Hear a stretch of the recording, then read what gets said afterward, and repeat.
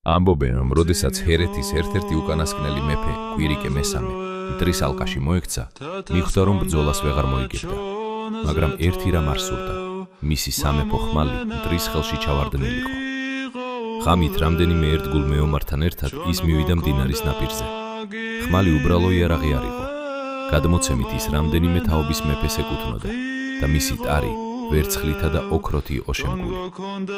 მეფემ ხმალი მაღლა ასწია და თქვა: შეიძლება დავკარგოთ სამეფო, მაგრამ ნუ დაკარგავთ მის ხსოვნას. ბრემოვა, როცა ჰერეთის სახელს კვლავ გაიხსენებენ, მაშინ ეს ხმალიც დაბრუნდება. ამის შემდეგ ხმალი მდინარის ღრმა მორევში გადააგდო. საუკუნეები გავიდა, ჰერეთი რუკებიდან გაქრა, საზღვრები შეიცვალა, ხალხმა კი მისი ისტორიის ნაწილი დაივიწყა. მაგრამ ლეგენდა დღემდე ცოცხლობს. ხმალი მაშინ გამოჩნდება, როცა ჰერეთს ისევ გაიხსენებენ. და თუ დღეს ჰერეთი